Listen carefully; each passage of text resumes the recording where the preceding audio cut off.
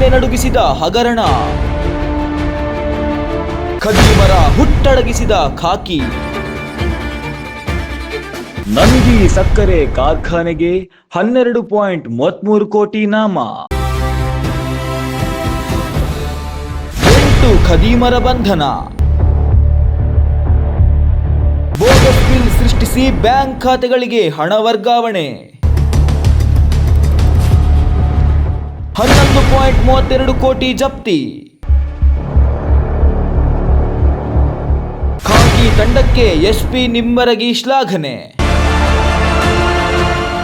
ಒಂದು ಕಾರ್ಖಾನೆ, 6 ವರ್ಷಗಳ ಸುದೀರ್ಘ ಸಮಯ, ಕಣ್ಣಿಗೆ ಕಾಣದಂತೆ ನಡೆದ ಬರೋಬ್ಬರಿ 34,000 ಮೆಟ್ರಿಕ್ ಟನ್ ಕಬ್ಬಿನ ಮಾಯಾಜಾಲ. ಅಧಿಕಾರಿಗಳ ಕಣ್ಣಿಗೆ ಮಣ್ಣೆರಚಿ ನಕಲಿ ಟೋಕನ್ ಸೃಷ್ಟಿಸಿ ಕೋಟ್ಯಂತರ ರೂಪಾಯಿ ಲೂಟಿ ಹೊಡೆದಿದ್ದ ಖತರ್ನಾಕ್ ಗ್ಯಾಂಗ್ನ ಆಟಕ್ಕೆ ಕೊನೆಗೂ ಬಿದ್ದಿದೆ ಬ್ರೇಕ್. ತನಿಖೆಗೆ ಇಳಿದ ವಿಜಯಪುರದ ಸಿಂಗಂ ಪಡೆಗೆ ಸಿಕ್ಕಿದ್ದು ಬರೋಬ್ಬರಿ 11 ಕೋಟಿಗೂ ಅಧಿಕ ನಗದು. ಭೀಮಾ ತೀರವನ್ನೇ ನಡುಗಿಸಿದ ಆ ಹಗರಣದ ಕಂಪ್ಲೀಟ್ ಇನ್ಸೈಡ್ ಸ್ಟೋರಿ ಇಲ್ಲಿದೆ. ವಿಜಯಪುರದ ಪ್ರತಿಷ್ಠಿತ ನಂದಿ ಸಕ್ಕರೆ ಕಾರ್ಖಾನೆಗೆ ಬರೋಬ್ಬರಿ 12 ಕೋಟಿ ರೂಪಾಯಿಗೂ ಅಧಿಕ ಹಣ ವಂಚಿಸಿದ್ದ ಅಂತರ್ಜಿಲ್ಲಾ ವಂಚಕರ ಜಾಲವನ್ನ ವಿಜಯಪುರ ಪೊಲೀಸರು ಜಾಲಾಡಿದ್ದಾರೆ. ಕಬ್ಬು ತೂಕದ ವಿಭಾಗದಲ್ಲಿ ಬೋಗಸ್ ಬಿಲ್ ಸೃಷ್ಟಿಸಿ ಭಾರೀ ಹಗರಣ ನಡೆಸಿದ್ದ ಪ್ರಮುಖ ಆರೋಪಿ ಸೇರಿ 8 ಜನರನ್ನ ಪೊಲೀಸರು ಹೆಡೆಮುರಿ ಕಟ್ಟಿದ್ದಾರೆ. ಖದೀಮರಿಂದ ಬರೋಬ್ಬರಿ 11.32 ಕೋಟಿ ರೂಪಾಯಿ ನಗದನ್ನ ರಿಕವರಿ ಮಾಡುವಲ್ಲಿ ಪೊಲೀಸರು ಯಶಸ್ವಿಯಾಗಿದ್ದಾರೆ.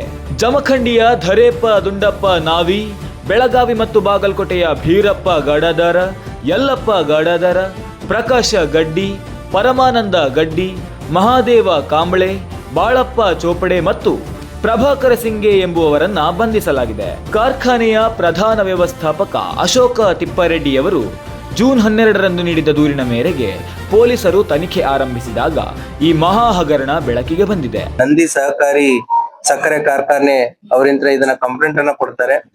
ಏನಂತಂದ್ರೆ, ಈ ಸಕ್ಕರೆ ಕಾರ್ಖಾನೆಯಲ್ಲಿ ಕಾರ್ಖಾನೆಯ ಕಬ್ಬು ತೂಕ ವಿಭಾಗದಲ್ಲಿ ಕೆಲಸ ಮಾಡುವಂತಹ ವೇಬ್ರಿಡ್ಜ್ ಆಪರೇಟರ್ ಆದಂತಹ ಧರಪ್ಪ ನಾವಿ ಮತ್ತು ಇನ್ನಿತರರು ಸೇರಿಕೊಂಡು ನಂದಿ ಶುಗರ್ ಕಾರ್ಖಾನೆಯ 2025 ಮತ್ತೆ 26ನೇ ಹಂಗಾಮಿನಲ್ಲಿ, ಕಬ್ಬು ನಿರ್ಸುವ ಹಂಗಾಮಿನಲ್ಲಿ ತಮಗೆ ಬೇಕಾದ ರೈತರ ಹೆಸರಿನಲ್ಲಿ ಸುಮಾರು 17,981 ಮೆಟ್ರಿಕ್ ಟನ್ ಕಬ್ಬನ್ನ ಮೋಸದಿಂದ ತೂಕ ಮಾಡಿ ಬೋಗಸ್ ಬಿಲ್ಲು ರಸೀದಿಗಳನ್ನ ಮಾಡಿ ಒಟ್ಟು 1,87,18,324 ರೂಪಾಯಿಗಳು ಬೇರೆ ಬೇರೆ ಬ್ಯಾಂಕ್ ಖಾತೆಗಳಿಗೆ ಟ್ರಾನ್ಸ್ಫರ್ ಮಾಡಿ ಫ್ಯಾಕ್ಟರಿಗೆ ನಷ್ಟ ಮಾಡಿರ್ತಾರೆ ಅಂತ ಹೇಳಿ ಕೇಸ್ ದಾಖಲಾಗಿರುತ್ತೆ.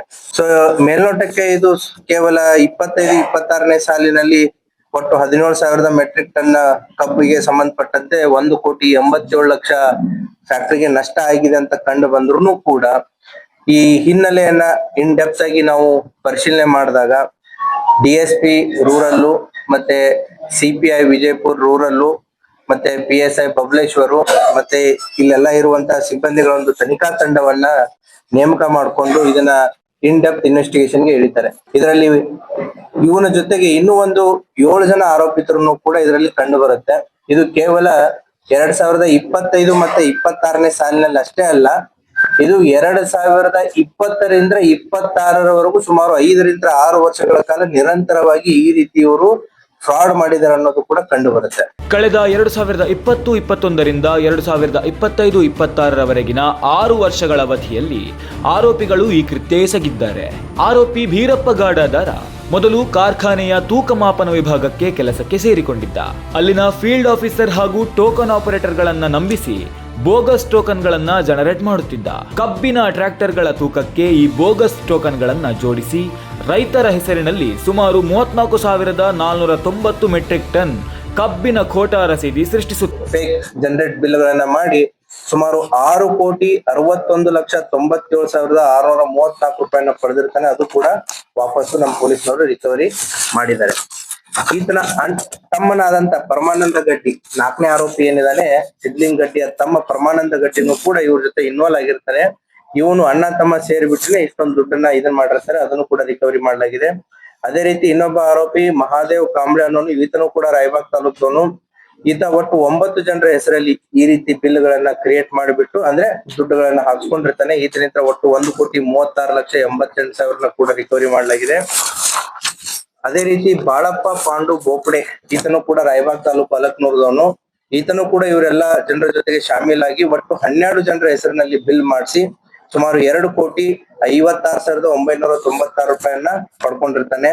ಇನ್ನೊಬ್ಬ ಪ್ರಭಾಕರ್ ಸಿಂಗ್ ಅನ್ನೋನು ಕೂಡ ಈತ ಹೂಗಾರದವನು, ರಾಯಬಾಗ್ ತಾಲೂಕು.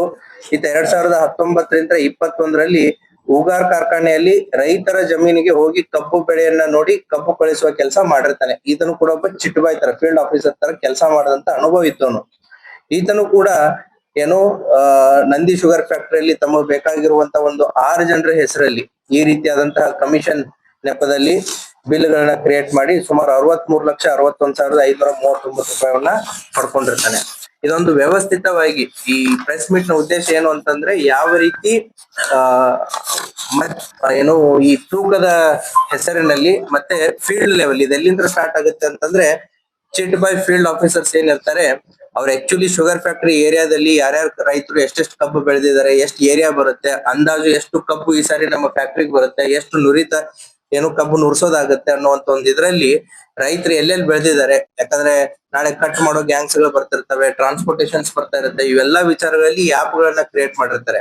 ಎಂದ್ ಅವ್ರು ಬೆಳೆ ಹಾಕಿದ್ರು, ಎಂದ್ ಅದು ಕಟಾವಿಗೆ ಬರುತ್ತೆ, 12 ತಿಂಗಳಾಯ್ತು, 11 ತಿಂಗಳಾಯ್ತು, 13 ತಿಂಗಳಾಯ್ತು, ಆ ಕಟಾವಿಗೆ ಬಂದಂಗೆಲ್ಲ ಈ ಗ್ಯಾಂಗ್ಸ್ ಗಳನ್ನ ಕಳಿಸಿ ಕಟಾವ್ ಮಾಡುವಂತದ್ದು ವ್ಯವಸ್ಥೆ ಇರುತ್ತೆ. ಅಲ್ಲಿ ಬೆಳೆದೇ ಇರುವಂತಹ ರೈತರ ಹೆಸರಲ್ಲಿ ಕಬ್ಬು ಬೆಳೆದಿದ್ದಾರೆ ಅಂತೇಳಿ ಫೇಕ್ ಐಡಿಗಳನ್ನ ಅದ್ರ ಕೋಡ್ ಅನ್ನ ಕ್ರಿಯೇಟ್ ಮಾಡಿಬಿಟ್ಟು ನಾಳೆ ಇವರು ವರ್ಕಿಂಗ್ ಶಿಫ್ಟ್ ಅಲ್ಲಿ ಆ ರೈತ ಬಂದು ಕಬ್ಬನ್ನ ಹಾಕದ ಅಂತಂತ ಹೇಳಿ ಟ್ರ್ಯಾಕ್ಟರ್ ಬಂದಿರಲ್ಲ, ರೈತ ಬಂದಿರಲ್ಲ, ಕಬ್ಬುನು ಬಂದಿರಲ್ಲ, ಸೊ ಬಂದು ಫ್ಯಾಕ್ಟರಿಗೆ ಬಿದ್ದಿದೆ ಅಂತಂತ ಹೇಳಿ ತೋರಿಸ್ತಾರೆ. ಈ ರೀತಿ ಫೇಕ್ ಬಿಲ್ ಗಳನ್ನ ಜನರೇಟ್ ಮಾಡ್ತಾರೆ. ಕಬ್ಬು ಬಂದ್ ಬೀಳದೆ ಇದ್ರು ಕೂಡ ಕಬ್ಬು ಬಂದಿದೆ ಅಂತ ಶುಗರ್ ಫ್ಯಾಕ್ಟರಿಗೆ ಹೇಳಿದಾಗ ಅವ್ರದ್ದು ಇಳುವರಿನೂ ಕೂಡ ವಾರ್ಷಿಕ ಇಳುವರಿ ಕೃಷ್ಣಾ ಬೆಲ್ಟ್ ಅಲ್ಲಿ ಸುಮಾರು ಇಳುವರಿ 11ರಿಂದ 13ವರೆಗೂ ಇದೆ. ನಾವು ನಿಪ್ಪಾಣಿ ಅಂತ ಇಲ್ಲಿ ಏನೋ ಬಿಜಾಪುರವರೆಗೂ ಕೂಡ ಚೆಕ್ ಮಾಡಿದಾಗ ವೇರಿಯೇಷನ್ ಇರುತ್ತೆ. ಐ ಥಿಂಕ್ ಇತ್ತೀಚೆಗೆ ಅದು ನಂದಿ ಶುಗರ್ ಫ್ಯಾಕ್ಟರಿಯಲ್ಲಿ ಯಾಕೆ ಇಳುವರಿ ಕಡಿಮೆ ಆಗಿದೆ, ಯಾಕೆ ಇದು ಪರ್ಸೆಂಟೇಜ್ ಕಡಿಮೆ ಆಗ್ತಾ ಇದೆ ಅಂತ ಅವರು ರಿವಿಸಿಟ್ 2025-26ರಲ್ಲಿ ಅವರು ಆಂತರಿಕವಾಗಿ ಇದನ್ನ ಚೆಕ್ ಮಾಡಿದಾಗ ಸುಮಾರು 17,000 metric ton fake bill create ಆಗಿದೆ. ಯಾಕಂತಂದ್ರೆ ನಿಮಗದು ಇಲ್ಲದೇನೆ ಆಡಪ್ ಆಗಿರುತ್ತೆ, ಇಳುವರಿ ಆಟೋಮೆಟಿಕ್ಲಿ ಕಡಿಮೆ ಆಗುತ್ತೆ. ಹಾಗಾಗಿ ಅವ್ರು ಇಂಟರ್ನಲಿ ಇದನ್ನ ಆಡಿಟ್ ಮಾಡಿದಾಗ ಇದು ಬೆಳಕಿಗೆ ಬರುತ್ತೆ. ಪೊಲೀಸ್ ಇಲಾಖೆ ಈ ಪ್ರಕರಣವನ್ನ ವಿಶೇಷವಾಗಿ ತೆಗೆದುಕೊಂಡು ನೋಡಿದಾಗ ಇದು ಒಂದೇ ವರ್ಷ ಅಲ್ಲ, ಕಳೆದ 5-6 ವರ್ಷದಲ್ಲಿ ಈ ರೀತಿ ತೂಕದಲ್ಲಿ ಏನು ಈ ವ್ಯಕ್ತಿಗಳು ಮೋಸ ಮಾಡಿ ಫ್ಯಾಕ್ಟರಿಗೆ ಮೋಸ ಮಾಡಿದಾರೆ ಅನ್ನೋದು ಕೂಡ ಗೊತ್ತಾಗುತ್ತೆ. ಸೊ ಹಾಗಾಗಿ ಈ ಕೆಲಸವನ್ನ ಮಾಡಿದಂತ ಎಲ್ಲಾ ಪೊಲೀಸ್ ತಂಡ, ನಮ್ಮ additional SP, DSP, CPI, PSI ಮತ್ತೆ ಎಲ್ಲ ಸಿಬ್ಬಂದಿ ವರ್ಗದವರೆಗೂ ಕೂಡ ನಾನು ವೈಯಕ್ತಿಕವಾಗಿ ಮತ್ತು ಪೊಲೀಸ್ ಇಲಾಖೆ ಪರವಾಗಿ ಅವರಿಗೆ ಅಭಿನಂದನೆಗಳನ್ನ ಸಲ್ಲಿಸ್ತೇನೆ. ಈ ವಂಚನೆಗೆ ಧರೆಪ್ಪ ನಾವಿ ಕೂಡ ಕೈ ಜೋಡಿಸಿದ್ದ. ಹೀಗೆ ವಂಚನೆ ಮಾಡಿದ ಕೋಟ್ಯಂತರ ರೂಪಾಯಿ ಹಣವನ್ನ ಆರೋಪಿಗಳು ತಮಗೆ ಬೇಕಾದವರ ಹೆಸರಿನಲ್ಲಿದ್ದ ಬರೋಬ್ಬರಿ 91 ವಿವಿಧ ಬ್ಯಾಂಕ್ ಖಾತೆಗಳಿಗೆ ವರ್ಗಾಯಿಸಿ ಡ್ರಾ ಮಾಡಿಕೊಳ್ಳುತ್ತಿದ್ದರು. 11.32 ಕೋಟಿ ಭಾರಿ ಮೊತ್ತ ವಶ. ವಿಜಯಪುರ SP ಲಕ್ಷ್ಮಣ B ನಿಂಬರಗಿ ಹಾಗೂ ASP ರಾಮನಗೌಡ ಹಟ್ಟಿ ಮಾರ್ಗದರ್ಶನದಲ್ಲಿ CPI ರಮೇಶ್ ಅವಜಿ ಹಾಗೂ PSIಗಳಾದ ಬಸನಗೌಡ BM, SR ಹಿರೇಗಾಣ ನೇತೃತ್ವದ ವಿಶೇಷ ತಂಡ ರಚಿಸಿ ಆರೋಪಿ ಧರೆಪ್ಪನನ್ನ ವಶಕ್ಕೆ ಪಡೆದು ವಿಚಾರಣೆ ನಡೆಸಿದಾಗ ಇಡೀ ಜಾಲ ಬಯಲಾಗಿದೆ. ಧರೆಪ್ಪನಿಂದ 21 ಲಕ್ಷ ನಗದು, ಆತನ ಬ್ಯಾಂಕ್ ಖಾತೆಯಲ್ಲಿದ್ದ 4.80 ಕೋಟಿ ರು ಹಾಗೂ ಇತರೆ ಖಾತೆಗಳಲ್ಲಿದ್ದ 5.48 ಕೋಟಿ ಸೇರಿದಂತೆ ಒಟ್ಟು 10.50 ಕೋಟಿಯನ್ನ ಪೊಲೀಸರು ಜಪ್ತಿ ಮಾಡಿದ್ದಾರೆ. ಜೊತೆಗೆ ಬ್ಯಾಂಕ್ನಲ್ಲಿದ್ದ 82.7 ಲಕ್ಷ ರೂಪಾಯಿಯನ್ನ ಫ್ರೀಸ್ ಮಾಡಲಾಗಿದ್ದು ಒಟ್ಟಾರೆ 11.32 ಕೋಟಿ ರೂಪಾಯಿ ಸಾರ್ವಜನಿಕ ಹಣವನ್ನ ರಿಕವರಿ ಮಾಡಲಾಗಿದೆ. ಅತ್ಯಲ್ಪಾವಧಿಯಲ್ಲಿ ಭಾರಿ ಮೊತ್ತದ ಹಗರಣವನ್ನ ಭೇದಿಸಿದ ಬಬಲೇಶ್ವರ ಠಾಣೆಯ ಅಧಿಕಾರಿಗಳ ಸಮಯ ಪ್ರಜ್ಞೆಯನ್ನ SP ಶ್ಲಾಘಿಸಿದ್ದಾರೆ. ಇತ್ತ ಕಾರ್ಖಾನೆಯ ಕೋಟ್ಯಂತರ ರೂಪಾಯಿ ಹಣವನ್ನ ಮರಳಿ ಪತ್ತೆ ಹಚ್ಚಿದ ಇಡೀ ಪೊಲೀಸ್ ತಂಡದ ಕಾರ್ಯವೈಖರಿಗೆ ನಂದಿ ಸಕ್ಕರೆ ಕಾರ್ಖಾನೆಯ ಆಡಳಿತ ಮಂಡಳಿ ಹರ್ಷ ವ್ಯಕ್ತಪಡಿಸಿದೆ. ಕಾರ್ಖಾನೆಯ ವತಿಯಿಂದ SP Lakshmana B Nimbaragi, ASP Ramanagouda ಹಟ್ಟಿ ಸೇರಿದಂತೆ ತನಿಖೆಯಲ್ಲಿ ಪಾಲ್ಗೊಂಡಿದ್ದ ಎಲ್ಲಾ ಅಧಿಕಾರಿಗಳು ಹಾಗೂ ಸಿಬ್ಬಂದಿಗಳನ್ನ ಆತ್ಮೀಯವಾಗಿ ಸನ್ಮಾನಿಸಿ ಗೌರವಿಸಲಾಗಿದೆ. ಉಳಿದ ಆರೋಪಿಗಳ ಪತ್ತೆಗಾಗಿ ಸದ್ಯ ತನಿಖೆ ಮುಂದುವರೆದಿದೆ. Crime bureau, Vishwaprakash T Malagonda, ASTV Kannada, Bengaluru. ಅಪರಾಧಕ್ಕೆ ಸವಾಲು ದಿನಪತ್ರಿಕೆ ಜೊತೆಗೆ ಡಿಜಿಟಲ್ ಅಲ್ಲಿ ಹೊಸ ರೂಪ.